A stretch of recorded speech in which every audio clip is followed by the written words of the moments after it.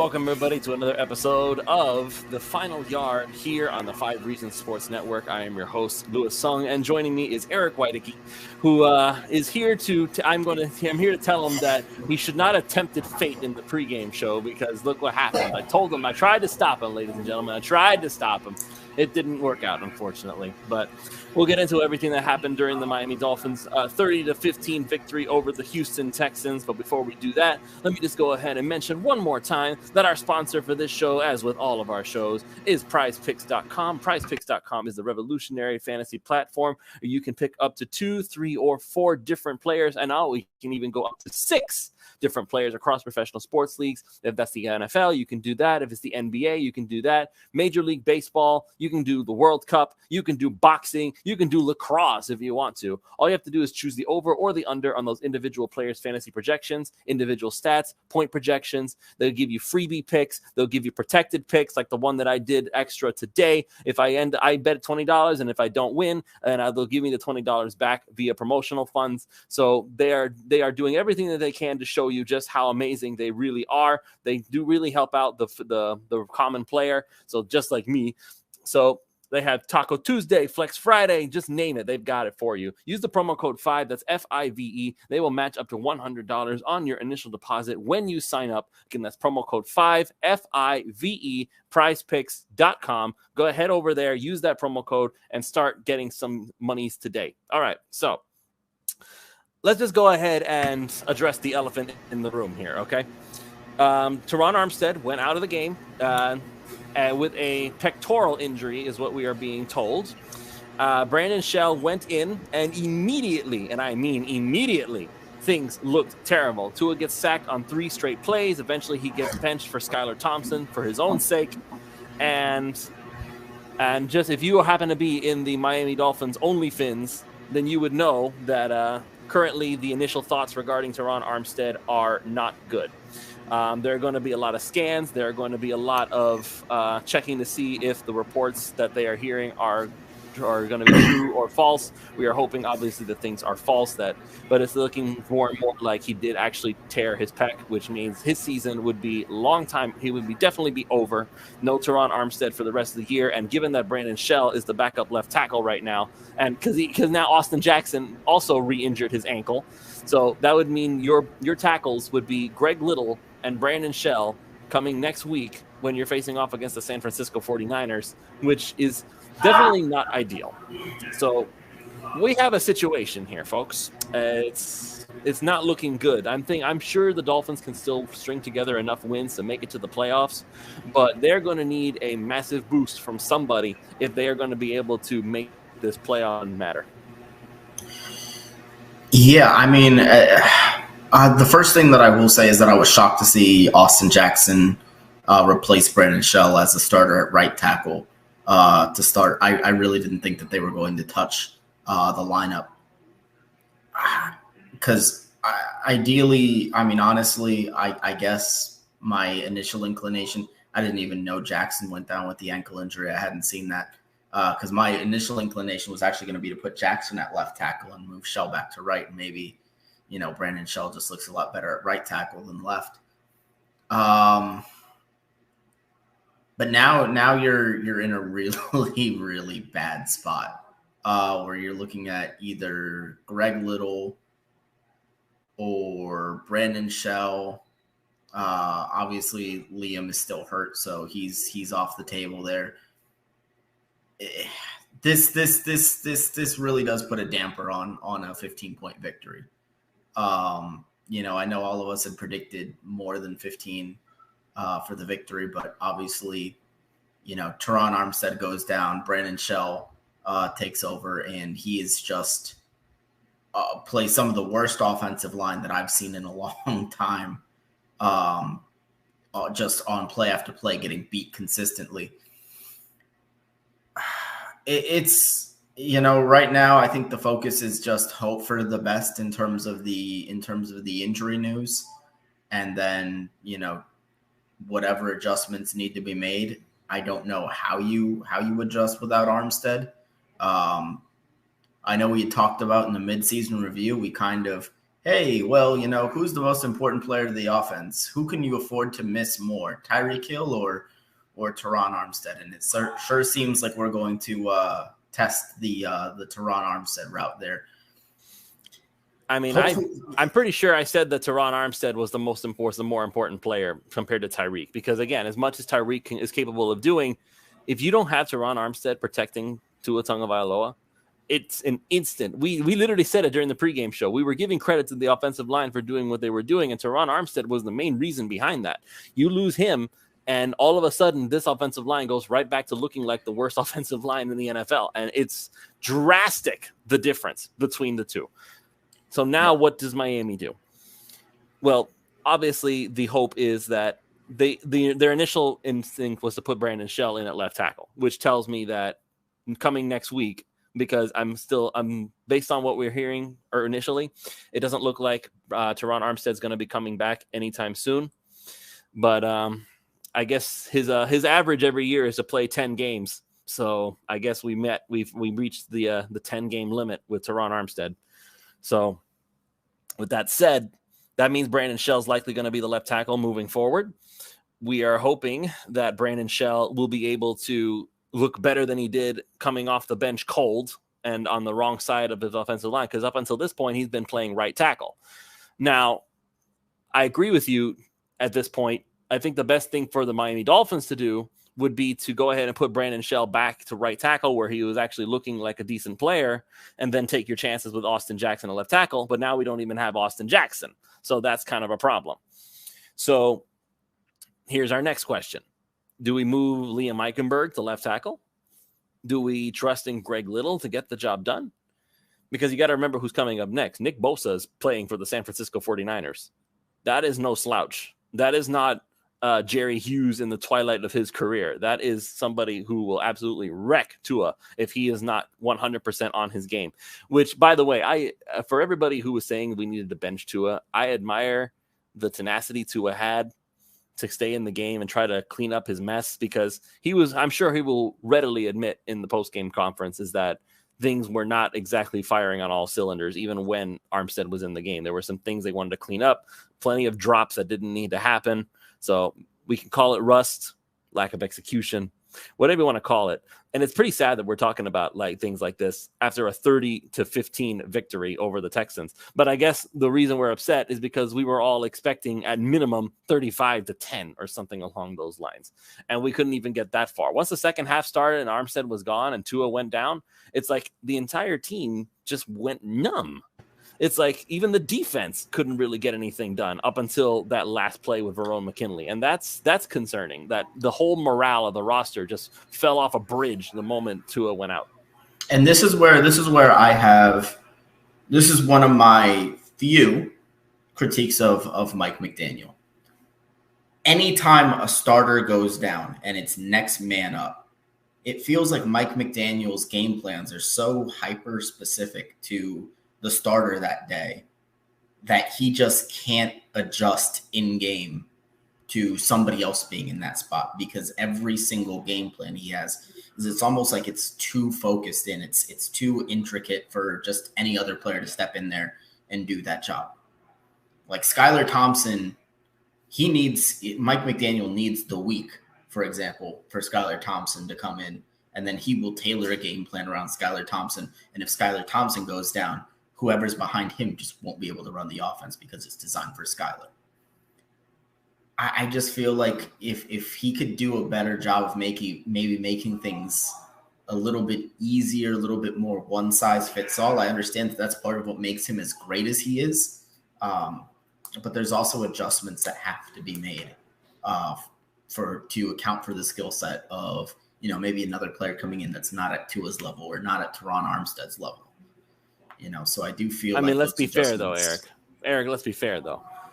It's not a slight drop off from one to the other. Teron Armstead is an all-pro caliber left tackle. Brandon Shell is a guy who picked up off the street. I completely understand. Absolutely, 100%. When things like this happen, it's not easy to just pick up and just continue on scoring 30 points a game like they've been doing. I understand that. But at the same time, you were up 30-0. It looked like Alabama versus some FCS opponent in the first half. And for that to switch so drastically in the second, even with injuries, just doesn't really sit right with me. No, at that point I understand, but again, it's like talent, players matter, and I think Mike McDaniel is playing to that skill, to that scheme, is that your players, whoever they are, they matter. And if you make game plans specifically designed to make them, this is what it's called, and we've complained about Dolphins coaches in the past not doing this for so long, is that you try to make the people keep trying to make the players fit the scheme instead of the scheme fitting the players. Well, I guess there's a downside to that too, because as you alluded to just now, when one player goes down, the other player doesn't seem to be able to get the picture because the scheme wasn't built for him. It was built for someone else. And Mike McDaniel, the thing about his genius is that he is able to make game plans specifically designed for the players that he has going for him. If he knows he has Tyreek Hill and Jalen Waddle and Tua Tagovailoa and Teron Armstead and all those guys going in, he's going to make a game plan assuming those guys are going to play. And so with that in mind, and I see that Eric is currently in the spinny circle of doom here. I don't know if that's because of me or because of him, but I'm just going to keep talking. Right now, what the situation is that if those guys go down for whatever reason, now you're running into a situation, and I welcome Jacob Michelle to the show. I guess you're replacing Eric since his loading happened. Yes. Okay.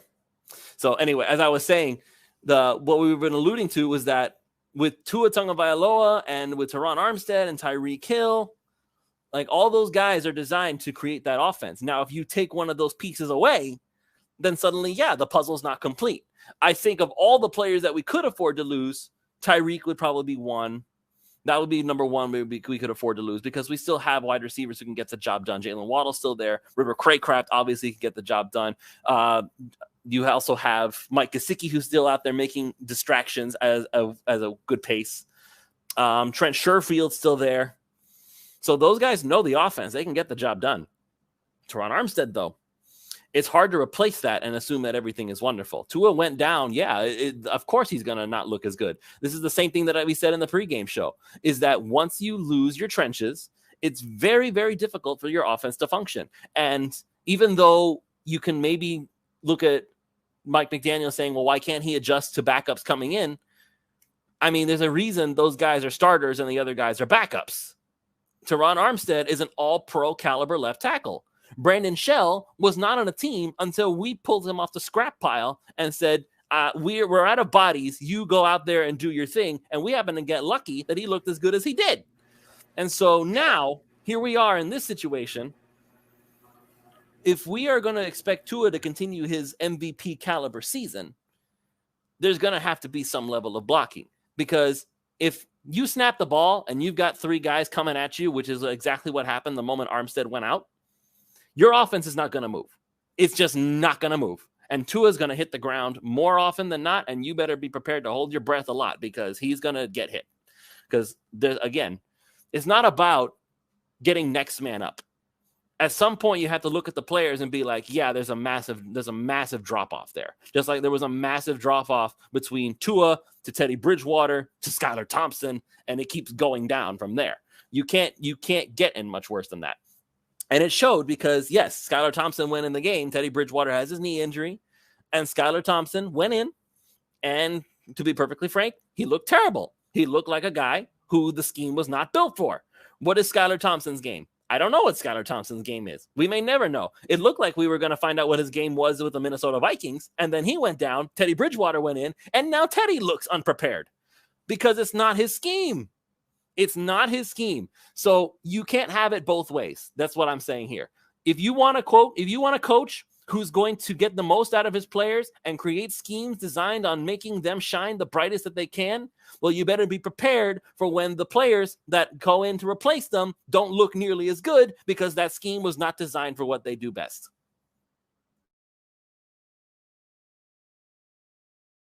Anybody who wants to chime in, be my guest. Yeah, no, I completely understand, from that aspect, and I guess what I'm getting at is, you know, just seems like generally speaking, okay, well, what does Skylar do? Um, I think in the Vikings game we saw that he can throw on the run pretty well, especially when he's rolling out to his right. He moves around pretty well in the pocket. He's got a big arm. The deep ball to Waddle that he threw, honestly, probably could have been caught by Jalen Waddle, but it would have been a tough play regardless. The point of this isn't necessarily to just be like, oh man, Skylar Thompson, he sucks, he sucks, he sucks. I just feel like there's better situations you can put him in, even with the deficiencies on the O line, to get something out of him. Because I can understand if he's not playing at Tua's level, but to be like, what was it, 1 for 6 for like 5 yards, is really, really disappointing. But I mean, it's so hard to look at this game from a positive aspect. I guess if there is one positive you can look towards, it's that this was kind of the breakout game for Bradley Chubb and Jalen Phillips. This was the game that those two guys really came around and started to look like the two dominant edge rushers that you envisioned when you paired them together. I don't know where they go from here without hearing first about the offensive line injury news, really. Jake, your thoughts, because we haven't heard from you yet. I think it's a legitimate concern. I mean, Armstead is an injury-prone tackle, and he will be injured throughout the season. And we knew that coming in. We haven't gotten official word on his injury. I heard he gave a thumbs up going into the locker room. So I'd like to be cautious. That doesn't mean anything to me, though, Jake. It really doesn't, because a lot of players, even though they've torn their ACL and they're getting carted off the field, they'll give the fan base one of these just to let everybody know I appreciate your love, or something along those lines. Sure. Yeah, I'm cautiously optimistic. I think that we just gotta. He's had some minor injuries throughout the season, and yes, it's easy to panic, I think. But at the same time, the Dolphins are 8-3. The fans were booing late in the third quarter and or early fourth quarter. I don't know what you guys think about that, but I think as a team that's 8-3 for the first time since 2001. It's easy to get caught up in some of the bad things that happened in this game, but I think we should also focus on the fact that the team has 8 wins. All right. I mean, if you want to put a positive spin on it, that's great and all, but what are you being positive about here? That the Dolphins just have the wins and that's good enough for you? Because, again, the goal is not to say we had a winning season. The goal is to make it to the playoffs. The goal, doggone it, my co-host Ron Canick was saying Dolphins going to get to the Super Bowl. Dolphins going to win the Super Bowl, which I know that maybe part of it was like he was being super high in the sky about his excitement level, and I'm happy to do that. Again, every team's goal should be to win the Super Bowl, but all of a sudden it seems very difficult to envision that without Teron Armstead, because, again, this is not a small drop-off. He is an all-pro left tackle who's been anchoring that offensive line all year long, playing through a toe injury, and then I think it was a calf or an Achilles. I can't even remember anymore right now. I think it was a calf injury. And now this pectoral injury, which very well could be ending his year.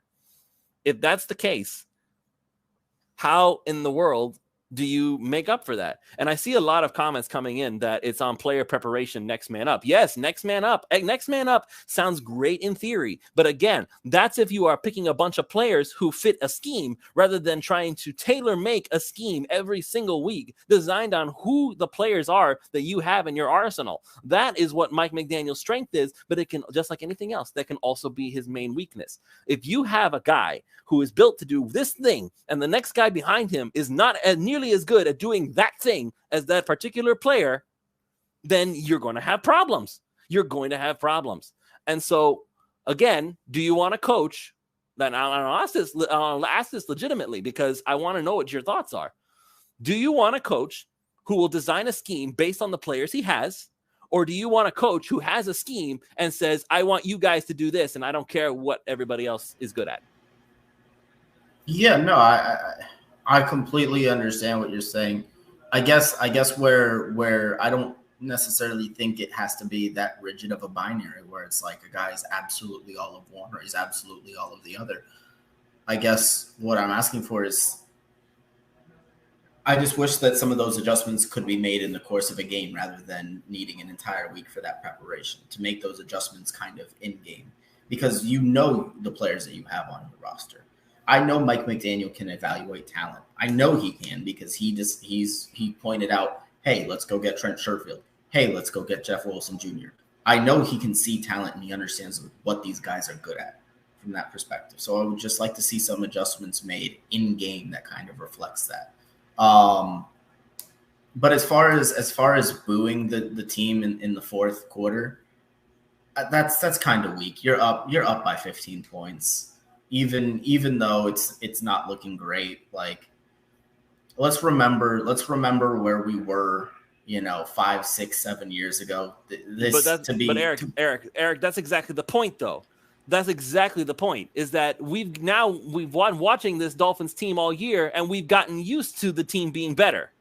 We don't want to see them go back to what they were 6 or 7 years ago, which is what it started to look like against the Houston Texans. I saw one comment, yeah, we won. Stop nitpicking. It was against the Texans. Yes, exactly. It was against the Texans. Yeah, but there's never an excuse to boo when you're up by double digits. I don't like that. If you're on the other end of getting blown out 30-0, have at it. Sure, go for it.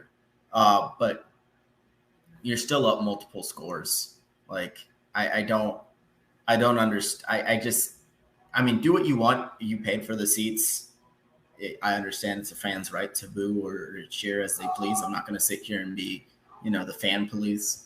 But I don't think it's the best look for the Dolphins fan base.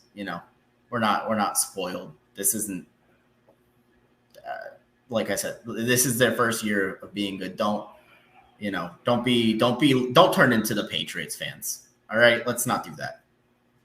Jake, I think, and what I hope is that second half, every position kind of lost their sense of urgency. The offensive line kind of lost their sense of urgency. The defense lost their sense of urgency. And I think that comes with being a young team. Although we have a few veterans on the team, a young head coach. I think whatever happened in that halftime locker room wasn't really enough because the Dolphins came out sluggish in the second half. And I think moving forward, like if that was the Kansas City Chiefs instead of the Texans, if that was even the Packers when we play against them on Christmas, if that was the Packers. I don't see Tua coming out of the game. At the same time, you don't want to take your foot off the gas pedal, and I think that's what happened in the second half, and that's probably something that Mike McDaniel is going to address for the week on end. Just saying to guys like, hey, we're up 30-0. Yeah, Skylar Thompson's in the game, but you still got to protect the quarterback. Yeah, Tua's coming out for the second half. Guys got to still protect him. You got to have that sense of urgency. Pretend like it's 0-0 at even though it was 30-0. Pretend like it's 0-0. I don't know if they really took their foot off the gas so much as their foot was forcefully ripped off of the gas in this one. Had Teron Armstead not gotten hurt, you don't see the only reason why they decided to take Tua out of the game, at least in my estimation. I know that Mike McDaniel said that they wanted him to get. No, there were a lot of people. There were a lot of people calling for Tua to be benched in the second half. Absolutely, I didn't want to see him. No, because of what the score was, not because of what happened with Armstead. It was happening even before Armstead went out. That screams to me. Yeah, absolutely. We don't care. Take the foot off the gas pedal. But no. But the first half, right at the end of the first half. One of the first plays after Teron Armstead gets hurt, Tua gets bent in half with Brandon Shell at left tackle. That's when you make the decision. All right, let's be careful here. It's not necessarily. I don't think they overlooked Houston. If they overlooked Houston, they wouldn't have come out with the intensity that they had in the first half. I think it was. Can you say that they were demoralized by the injuries and that kind of affected them in the second half? Sure, to an extent, I would buy that. But I don't think it's a matter of oh man, this was just a lapse in concentration. I think that there were legitimate personnel issues that popped up in the second half that kind of reflected what we saw. I mean, I think if Armstead is in the game in the second half, it probably doesn't end 30-15. Just a hunch, even with Skylar Thompson in there. But, that's something I can't really say for sure. I don't have a crystal ball. That's just how I feel it would have gone. Is there another game going on behind you, Eric? Because I can hear a lot of anger in the echoes. Oh, goodness. The door is closed here. There are people watching the 4 p.m. games, I think.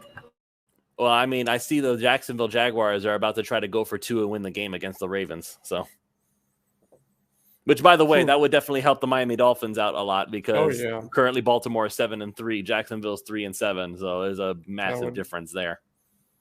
That would help a ton. And any other scores today that the Browns, did the Browns win? Yeah, the Browns won. I think it's a tie. It went 17-17, according to what I'm looking at.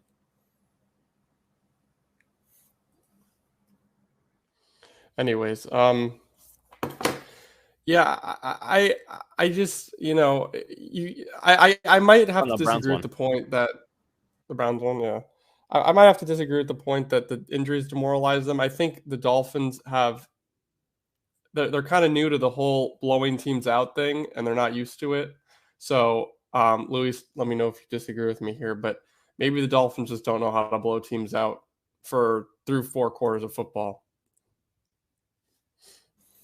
I mean, what does that imply, though? That the Miami Dolphins, again, does that mean they took the foot off the gas pedal and basically started playing not to lose once they went up a decent amount of points? Is that what you're trying to say? Yes. Okay, so yeah, you're basically. So again, that's what I'm thinking. Again, whenever you bench your starters, I don't care what you're calling it. If you're benching your starters in the second half, because for a while Tyreek Hill and Jalen Waddle were out too. So let's not pretend like, it was just Tua that they were protecting. Tyreek went out, Jalen Waddle went out, and for a while it was Cedric Wilson, River Craycraft, and Trent Sherfield. Mike Gesicki. To go with Skylar Thompson. Yeah. It's like, at that point, no, you took your foot off the gas pedal, and you're basically saying, we're comfortable with this lead we have. We're going to win the game, and that's the end of the discussion. So I'm looking at this box score right now. Gesicki had zero catches. 0 yards. He had a target. I told you guys not to pick him. One target. It's just crazy because some games he'll actually contribute to the team, and some games he doesn't get looked at. So that's my biggest. I love him as a player. It's just my biggest question mark is what Smythe got a touchdown, and he was probably happy for him about that. But how are you going to get yourself involved in the game? You know what I'm saying? And Luis, you brought up the blocking thing. Just Trent Sherfield said, you learn to block, you get the rock. That's the answer. Exactly. So if Mike Gesicki wants to get involved, he's just going to have to block more. That's the honest truth. He's going to have to block. And I don't know if he can. I don't know if he can. That's never been his game. Again, what were we just talking about? What is it that Mike McDaniel does? He creates schemes designed specifically for what you do best. Now, with that said, there is a certain level of compatibility that needs to be put into action here. If you are creating a scheme based off of the players you have, well, what happens when one player that you happen to have does not exactly fit the mold that the other players have? Because there's only so many footballs to go around. And this team is designed to get the ball to Tyreek Hill, to get the ball to Jalen Waddle, and to every once in a while get the ball to either Jeff Wilson or Raheem Mostert. So with that in mind, now what? You basically go into this and say, where does Mike Gesicki fit? This is exactly the same discussion we had at the start of the season. Is Mike Gesicki able to fit into this offense? And it looks like the answer is going to be no, because you can't, unless the only thing he's good for at the moment is to be a decoy and maybe every once in a while a large red zone target. But that's assuming he's getting good blocking. And right now, especially now more than ever, unless Mike Gesicki suddenly becomes in the masterclass of being a tight end blocker, you're going to need Durham Smythe now more than ever to act as extra protection. Where does Mike Gesicki fit in that? It's looking, I don't think he's going to get it. And the Ravens just won with the last seconds in the game. Oh, nope. Justin Tucker didn't make it. It was too short. Okay, so Jacksonville just beat the Ravens. Tucker missed. Wow. So I guess this is usually just a bad year for kickers all around, ladies and gentlemen. Justin Tucker never misses. That's except crazy. for this time. Wow. It was just too far away for Justin Tucker. It was a 67-yard field goal. Wow. Oh, wow. And he still almost made it. Like, the aim was fine. He just couldn't get enough oomph under it. Well, that would have been a record, right? Probably. I mean, doesn't he already have the record for he already has the longest field goal? Yeah. So he was going to break his own record. No. And he booted it. Just wasn't enough. Wow. Jason Sanders would have made it. Yeah, sure. Let's go with that. Who he didn't miss today. Said, so. Right. Barely. So I just need Geno Smith to save me because Russell Wilson blew it for me, and so did friggin' Terry McLaurin. Like, he was so close too. Terry McLaurin had 48 yards by the end of the first quarter, and he never caught another pass after that. The run game for me today was very subpar. It was underwhelming for sure. I expected Jeff Wilson underutilized, that's for sure. Underutilized, but even when we were up 30, you'd think we'd be running the ball more and more effectively. But no, like Jeff Wilson averaged, I don't know how many what he averaged on the ground today, but it must have been less than 3 yards a carry. 3 on the dot, 13 for 39. Okay. So again, if you're averaging only 3 yards per carry and you're able to get the ball moving through the air, why would you go to the run game? I guess right. Why would you is the question, and why didn't it open up when the passing game was going so well? Because the Texans were playing for the run the entire time. They were 100%. But in the second half, go ahead. Sorry, I was gonna say, do you chalk it up to blocking or the Texans sold out for the run, or did they miss Raheem Mostert more than maybe we thought they would? Eric, I didn't get the first half of that question. Oh, okay. Was it the blocking on the offensive line? Was it the Texans selling out to stop the run, or did the Dolphins maybe miss Raheem Mostert a little bit more than maybe we had anticipated going into this one? Well, me being a Raheem Mostert stan, I would like to say it was because Raheem Mostert was missing, because suddenly you don't have the two guys. You only have one. So if Jeff Wilson is in, you know that he's either going to be pushed out wide or he's going to be running the football. Like, he can block, don't get me wrong, but that's not what he's not there to do. He's there to be a playmaker. Raheem Mostert, on the other hand, can do both things. So having the threat of both guys is a lot different than having only one of those guys. Myles Gaskin came in and did what? Like, he ran hard. I could see his legs pumping. He just wasn't getting very far. Right. So part of that, is because the Houston Texans were selling out to stop the run. They weren't doing much against the pass. They were basically saying, listen, Tua's going to do whatever he wants. Just let him either make the mistake himself or we'll just have to pick and choose our spots. And even still, Tua did a pretty darn good job all the time he was in there. The only time things went right. His first few possessions, I was at the game today. His first few possessions, the DBs were lost. Right, when Tua had the ball, they were lost. They were confused. Tua was picking the defense apart, and until Rob Hunt kind of stalled that first drive or whatever.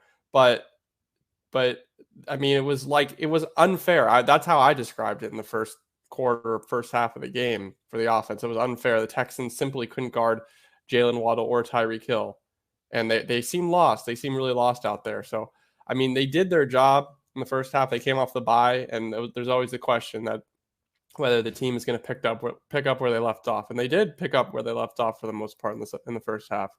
And you see it with a bad defense, like the Texans do have a bad defense, a bad secondary. Tua exposed it, and you could the defense was significantly. They showed it very, very mad. They showed a lot of emotion because Tua picked up right where he left off. I'd say. Oh yeah. Jerry Hughes kicking over the Gatorade cooler is enough emotion to show that the Texans were upset with what was happening. Yeah. Any concern about Jalen Waddle's sudden case of the drops this year? Is it really that sudden though? It's not that sudden. No. It's not. But it is an unfortunate flaw in his game. See, that's the funny thing. And this, I can't believe I'm about to do this, but I'm about to go back on my Jakeem Grant soapbox. It's like when Jakeem Grant was dropping passes, everybody said Jakeem Grant was the worst thing ever in the world. Jalen Waddle drops passes, we'll forgive it. Jalen Waddle also gets open very consistently. Okay, fine. And but catches what okay, but let's do this. Here, let's do this experiment. What would Jakeem Grant look like in this offense? He'd be running open too. You can't tell me that kind of level of speed he'd be open. I think he'd be strictly at the punt return game. Where we probably miss him a little bit because Jakeem Grant did not have the sudden cutting ability that Tyreek Hill he didn't have the hands. And Jalen Waddle have. We're literally talking about Jalen Waddle's hands. I know, but you're talking about Jakeem Grant's going to be running wide open all the time. Even Trent Sherfield's running wide open. River Craycraft didn't have the ability to get open. And I'm not saying that to take anything away from Tua. I'm saying this is what Mike McDaniel's doing. He's creating a scheme designed around the players that he has. Jakeem Grant would look great in this offense too. Because I'm so sorry, Jalen. I am going to formally apologize to Jalen Waddle because I talk about him dropping 2 passes and all of a sudden Lewis is turning him into Jakeem Grant. So I do apologize to Jalen Waddle for that. He dropped 3 passes today. Tell me the truth. If that was Jakeem Grant instead of Jalen Waddle, we'd be eviscerating him right now, wouldn't we? No, we'd be saying how well he played because of the stats that he did put up. We'd be like Jakeem Grant. Waddle did get that one good. He got that one impressive grab though that made up for a couple drops. No, if Jakeem Grant had the game that Jalen Waddle had today, we'd be like, man, this is a Jakeem Grant breakout. Uh-huh. Like, let's be honest. It's easy to say that now. Serious. But in any case, let's not go into old players. Let's talk about what we got coming up. San Francisco. And we're at San Francisco. It's not like we're at the home team with the Hard Rock Stadium. Mm-hmm. We did all of a sudden, they look a lot scarier than they did a week ago. Their defense is good. It's going to be a real test for the offense, in my opinion. Their offense is very up and down. It's very up and down in the way that... Are you talking about the 49ers offense or Miami's? The 49ers offense. Jimmy Garoppolo 1 week looks like a startable quarterback, a startable QB1, and the next week he looks like should be benched. So it depends what kind of Jimmy G we get next week, in my opinion. Yeah, I mean, the thing that I'm obviously most worried about is the 49ers defense. Mm-hmm. Especially if the Dolphins have to go there, a man down on the offensive line, possibly even 2 men down on the offensive line now between Armstead and Jackson. As far as the defense goes, I do think that the defense is starting to kind of round into form a little bit. Obviously it's the Texans, but they kind of did what you wanted them to do. They forced a couple of turnovers. They started to kind of right that wrong a little bit. Bradley Chubb, Jalen Phillips started getting to the quarterback a little bit more.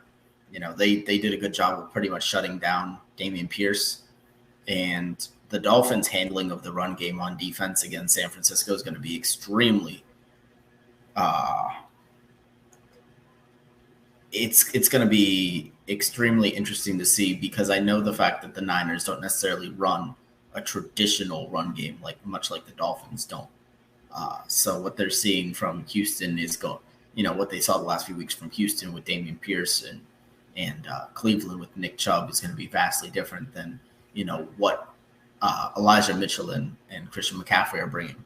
But if Miami can contain those 2 guys, I do think that the offense or that the defense will do their job. All right, so I want to go ahead and address this briefly because it's being talked about in the chat. We were talking about players fitting the scheme and or McDaniel making the scheme to fit the players.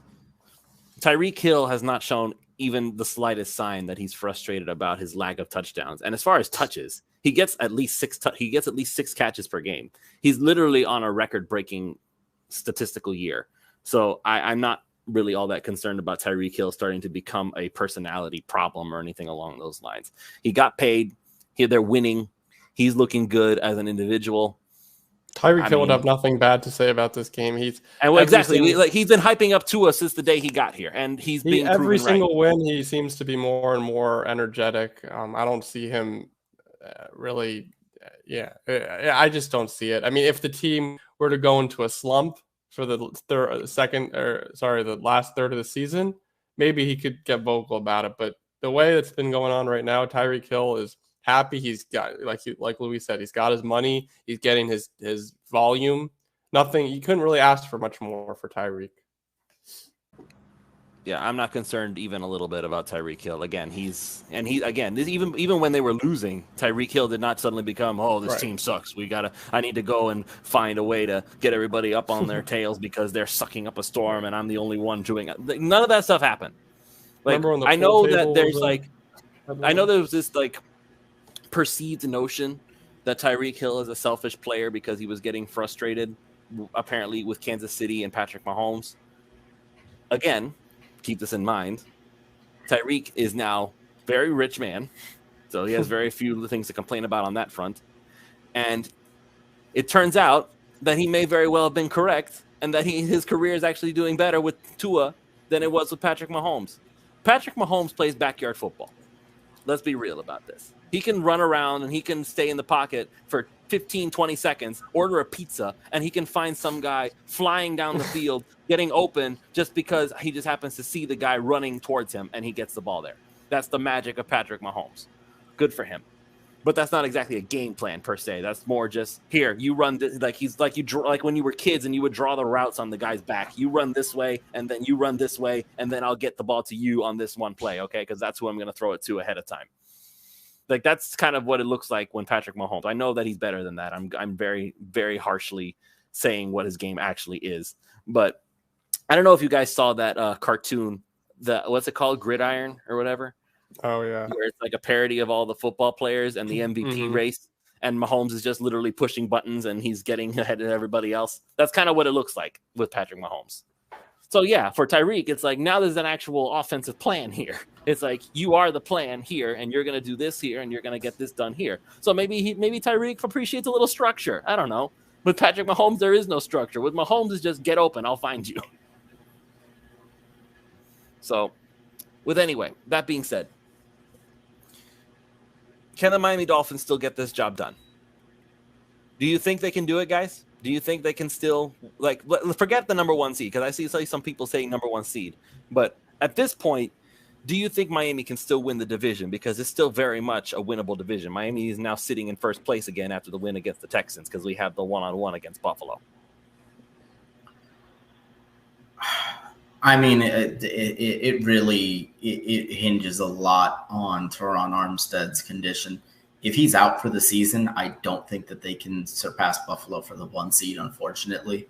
I think that he's just so vital to what they do in terms of protecting Tua and helping to open up the holes that they need to make the run game work. But if it's just a 1 or 2 week injury, and you miss him for a couple of weeks and, wrap him in bubble wrap every week like we've been doing.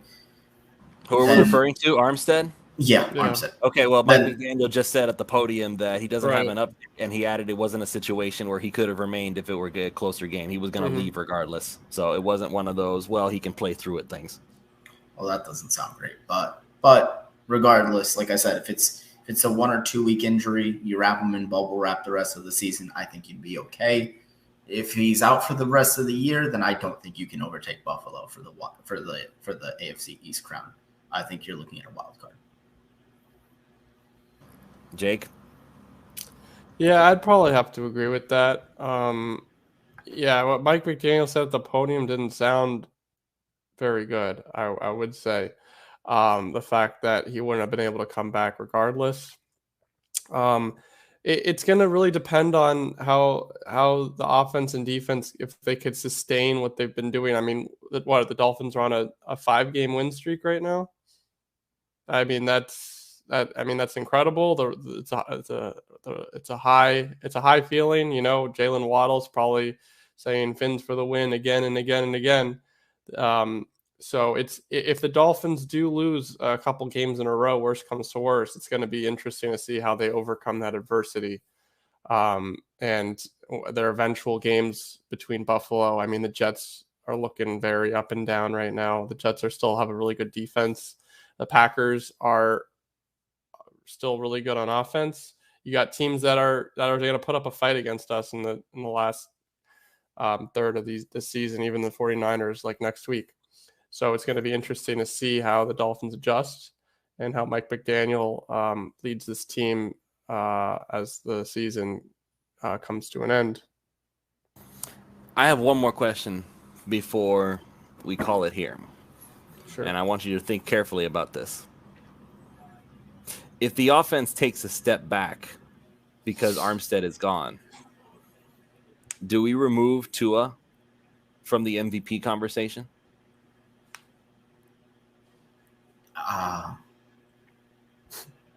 Yeah, probably. And the only reason is like to be in the MVP conversation. Like, I don't think we realize how nuts Tua's the run that he's been on statistically is. Like, if you take a step back, even then you're playing at like a Pro Bowl level. And then on top of that, you're probably not winning your division. So you're probably winning like 11 games. You're asking him to pass Patrick Mahomes at that point, and I just don't think that can be done without Armstead. Yeah, I mean, your competition. Sorry. No, I was going to say, it's like, do you think that like there was ever a chance that Tua could win MVP, or did you guys already crown Mahomes? I really do. No. I think it's him, and right now it's him and Patrick Mahomes. In my dearest opinion, I think it's between him and Patrick Mahomes. Do I think that if he has a bad streak right now, that he's going to win it over Patrick Mahomes, and Patrick Mahomes continues his trajectory, which is pretty average for him right now? His average play is MVP caliber, and he's obviously playing above average of his normal seasons. But do I think that a regressful Tua will overtake an MVP over Mahomes? I don't think so. No. I really don't think so. Mahomes, to me, is a front runner for MVP right now. Tua is a close second. And it's just going to continue like that before one of those players screws up or one of their offenses screws up. If one of the big offensive pieces gets injured today, it was Armstead for Kansas City. It could be Kelsey, who knows? But it all comes down to who could stay healthy and who could stay consistent. And Miami, you know, it was hard for them to stay healthy today because of the whole Armstead thing. And it was scary. It was also scary when Tua got flat ironed today too. So, that's probably what my take would be. Well, I'm going to say about Tua is this, and this is something that I tweeted out near the time that they were arguing whether Tua should be left out or not. What's going to happen next week, again, when the 49ers show up and we're going to end up being the visiting team? The crowd's going to be screaming for 49ers victory, and Armstead's not there. Are we going to take Tua out of fear for the rest of the season? Are we going to say, 49ers, you can have this one. We'll face the Chargers, who are less scary? Like, we can't do that. So how scared are we that Tua is going to go down? Like, we can't look at this, be like, okay, you know what? I'm not willing to risk Tua for the rest of the year because the 49ers scare me without Armstead, you know? That's the kind of mentality that I'm having. Like, I also think it's contingent on Austin Jackson too, because Austin Jackson could play both sides, right? You heard he re-injured his ankle, right?